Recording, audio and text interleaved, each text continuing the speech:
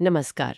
आज हम एक बहुत ही दिलचस्प किताब पर बात करने वाले हैं, ओशो की रहस्य की पुस्तक। जी, द बुक ऑफ सीक्रेट्स। और ये आधारित है प्राचीन विज्ञान भैरव तंत्र पर। हाँ, बिल्कुल। कहते हैं इसमें ध्यान की 112 विधियां हैं। तो आज हमारी चर्चा का फोकस यही रहेगा कि ये किताब क्यों इतनी खास मानी जाती है, इसे एक आध्यात्मिक टूल किट क्यों कहते हैं। सही है। और ये 112 सूत्र, जैसा कि कहते हैं, शिव ने पार्वती को बताए थे। हम इन्हीं पर और ओशो की व्याख्या पर आज थोड़ी गहराई से बात करेंगे। 112 तकनीकें, ये सुनने में इतना ज्यादा लगता है, मतलब कोई कहाँ से शुरू करे? ये थोड़ा कंफ्यूजिंग नहीं है? हाँ, ये सवाल आता है मन में। पर देखिए, बात यह है कि ये 112 तरीके कोई मुश्किल पूजा पाठ या रस्में नहीं है। अच्छा। ओशो इन्हें बिल्कुल साइकोलॉजिकल टेक्निक्स की तरह बताते हैं। सीधे प्रैक्टिकल रास्ते, मन की शांति के लिए, खुद को जानने के लिए। जैसे कि किस तरह की तकनीकें हैं इसमें? बहुत तरह की हैं। जैसे कुछ सांस पर ध्यान देने की हैं, कुछ शरीर में क्या महसूस हो रहा है उस पर, कुछ आवाजों पर कि बस सुनो बिना जज किए, हम्म।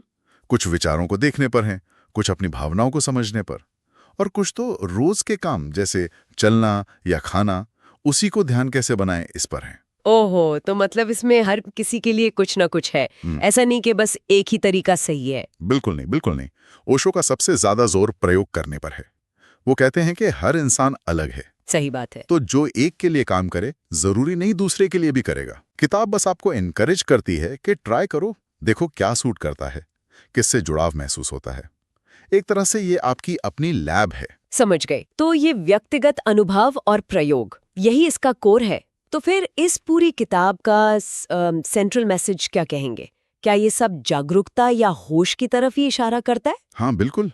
अगर एक लाइन में कहना हो तो वही है, होश में जीना, हर पल में पूरी तरह मौजूद रहना।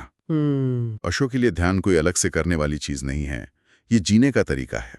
आप चल रहे हैं, सुन रहे हैं, देख रहे हैं, अगर पूरी जागरूकता से करें तो वो सब ध्यान है। अच्छा। वो कहावत है ना, हर पल ऐसे जियो जैसे आखिरी हो, उसमें वही गहरी अवेयरनेस है। ये तो सोचने का नजरिया ही बदल देता है। अच्छा, और इसमें वो मन और अहंकार से आगे जाने की बात भी है ना, वो कैसे होता है? हाँ, ये बहुत महत्वपूर्ण पॉइंट है। ओशो समझाते हैं कि हमारी ज्यादातर जो बेचैनी है, दुख है, वो मन और अपनी एक झूठी मैं यानी अहंकार से जुड़े रहने की वजह से है। विचारों में खोए रहना। हाँ बिल्कुल, अपने विचारों, यादों, इच्छाओं में उलझे रहते हैं। ध्यान क्या है? ध्यान इन पैटर्न्स को देखना है, उनसे थोड़ी दूरी बनाना है। अच्छा। जब आप अपने मन के खेल को सिर्फ देखना शुरू करते हैं, जज किए बिना, तो धीरे धीरे उससे पहचान टूटने लगती है और फिर वो शांति महसूस होती है जो इस सारे शोर के पीछे है। वही असली आप हैं। और इसी से जुड़ा हुआ ओशो तंत्र की भी एक अलग ही परिभाषा देते हैं, जो आम धारणा है उससे हटकर। हाँ, ये भी समझना जरूरी है। आमतौर पर लोग तंत्र को सिर्फ सेक्सुअल एनर्जी से जोड़ देते हैं। हाँ, अक्सर यही सुना है। पर ओशो के लिए तंत्र का मतलब कहीं ज्यादा बड़ा है। उनके लिए है जीवन को पूरी तरह स्वीकार करना, अच्छा बुरा, सुख दुख, सही गलत, इन सब बंटवारों से ऊपर उठकर। हर चीज को स्वीकारना। हाँ, जीवन का हर पहलू, हर अनुभव, उसे दिव्यता तक पहुंचने का रास्ता मानना। जहां पारंपरिक तंत्र शायद कुछ खास प्रैक्टिसेस पर जोर दे, ओशो का विजन है कि हर अनुभव को, चाहे वो कैसा भी हो, पूरी जागरूकता से जीना ही तंत्र है। ये वाकई एक अलग नजरिया है। अच्छा, अगर किताब की स्टाइल की बात करें तो वो कैसी है? सुना है ये प्रवचनों पर आधारित है। जी हाँ, ये ओशो के लेक्चर्स का कलेक्शन है जो उन्होंने विज्ञान भैरव तंत्र के सूत्रों पर दिए थे। भाषा बहुत सीधी है, बोलचाल वाली, बीच बीच में हास्य, कहानियां। अच्छा, तो बोरिंग नहीं है? बिल्कुल नहीं। आपको लगेगा जैसे कोई आपसे बात कर रहा है। गंभीर बातें भी बहुत हल्के फुल्के अंदाज में समझाई गई हैं। हर चैप्टर एक सूत्र से शुरू होता है, फिर ओशो उसे खोलते हैं, समझाते हैं। तो इस किताब के फायदे क्या हैं और क्या कोई चुनौतियां भी हैं इसे पढ़ने या अपनाने में? देखिए, फायदा तो सबसे बड़ा ये है कि ये सेल्फ ट्रांसफॉर्मेशन के लिए बहुत प्रैक्टिकल टूल दे सकती है। तकनीकें आसान है, किसी धर्म से बंधी नहीं है। चुनौती ये है कि इसमें धैर्य चाहिए। ये कोई इंस्टेंट फिक्स नहीं है, लगातार अभ्यास करना होगा ईमानदारी से। हाँ, वो तो है। और दूसरी बात, हो सकता है इसमें कुछ विचार आपकी पुरानी मान्यताओं से टकराएं, जैसे वो सब कुछ स्वीकार करने वाली बात या अहंकार को भ्रम कहना।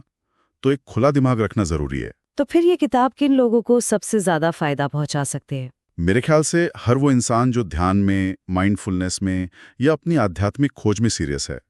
खासकर वो लोग जो धर्म के बंधनों से बाहर निकलकर सच को सीधे अनुभव करना चाहते हैं। मतलब जो जवाब बाहर नहीं अपने अंदर ढूंढ रहे हैं, बिल्कुल, जो अपने अनुभव पे भरोसा करना चाहते हैं। साफ है। तो ये सिर्फ एक किताब नहीं बल्कि जीने का एक तरीका सिखाने वाली गाइड है, सच में एक आध्यात्मिक टूल किट। वो कहते हैं ना, जो ढूंढ रहे हो वो तुम्हारे अंदर ही है। ये शायद उसी खजाने तक पहुंचने में मदद करती है। बहुत सही कहा आपने। इसकी असली कीमत यही है कि ये कई रास्ते दिखाती है और सीधे अनुभव पर जोर देती है। बस याद रखना है कि इस सफर में धीरज और ईमानदारी जरूरी है। चलिए इस बातचीत को एक सवाल के साथ खत्म करते हैं। जैसा कि किताब कहती है कि कोई भी काम ध्यान बन सकता है, तो आज ऐसी कौन सी एक बिल्कुल मामूली सी रोजमर्रा की गतिविधि हो सकती है, जैसे शायद बर्तन धोना या गाड़ी चलाते हुए ट्रैफिक में फंसना, जिसे पूरी जागरूकता के साथ करने का प्रयोग किया जा सकता है। सोचने वाली बात है।